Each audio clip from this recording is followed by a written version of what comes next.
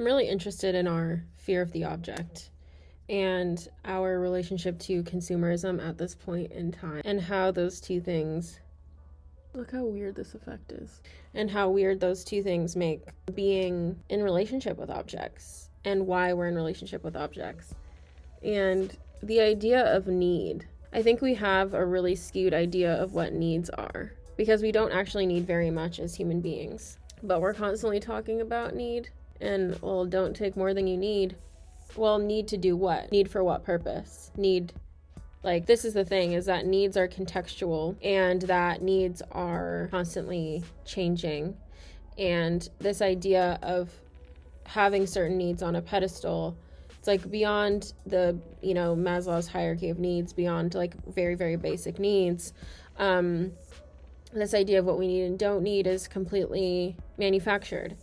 My goal is always to never fear, and fear of the object seems the most one of the sillier things you could be afraid of. I think that also a lot of minimalist rhetoric is very much based in morality and people's subjective relationship with morality. And I'm not interested in that. I'm not interested in anyone's relationship with morality except for how I am going to choose to relate to it.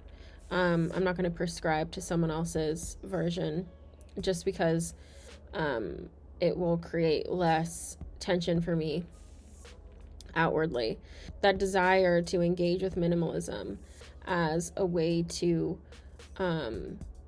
feel morally superior, or obviously there's also people who believe in sort of more Buddhist ideologies around desire and stuff. And Buddhism was something that I came to when I was 13 years old. Actually, I think I was younger than that. And so for me, it's a foundational philosophy. It was the first thing I found after leaving the Christian church. And, Buddhist philosophy at its most basic is around wanting to get out of samsara, which is the continuation of coming back to earth and reincarnation. That part of the goal is to get out of the reincarnation cycle, and that desire is a buy-in into reality. And I agree. But I'm not sure that I agree with the goal to exit samsara anymore. And I think the relationship between objects and having, and, particularly with Zen Buddhism, how it's related to minimalism, especially with the Japanese influence, I think it's really fascinating. And I definitely, the thing is that when I've lived with basically nothing, it's been fine, and I've been able to survive. But my relationship to my space isn't necessarily better. My life isn't necessarily better.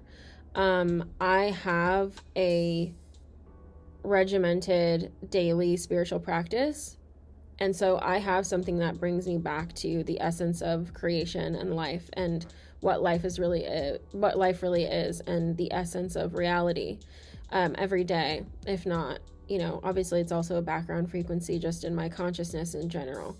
So the sense that, like, I need my external world to mimic a clean external world in order to mimic a clean internal world.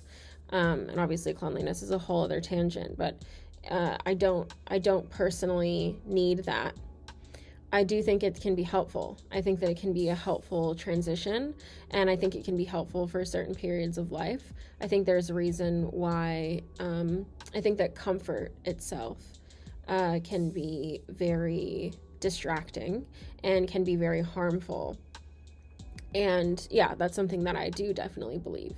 But in the question of, is it required to have a minimalist lifestyle in order to have a peaceful interior, that's just not the case, which doesn't mean anything. I mean, it comes down to what's true, and what's true for me. And obviously self-honesty is really incredibly important. So if you're watching this and you're thinking about trying minimalism, or you're a minimalist right now because you heard that it was something that it was going to help you in a particular way, just check in and see if that's true. If that's true, then I would keep doing it.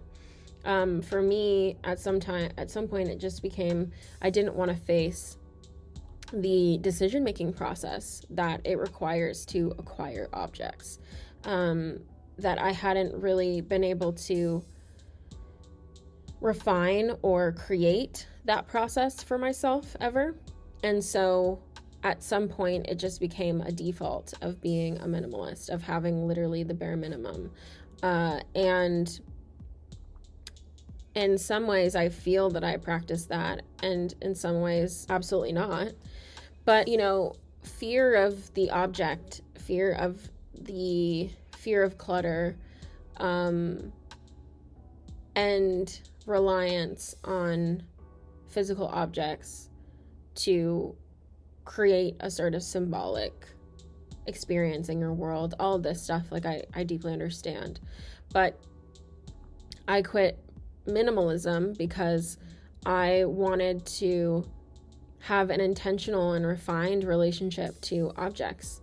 And I know that doesn't require me to follow a particular philosophy around objects, that I can create my own. And this is what I teach in my own spiritual spaces, is this being hypersensitive to what's actually true for each individual, and that our considerations of what other people are doing and of philosophies and things like that are something to engage with in our own way, and not to engage so dogmatically with the world.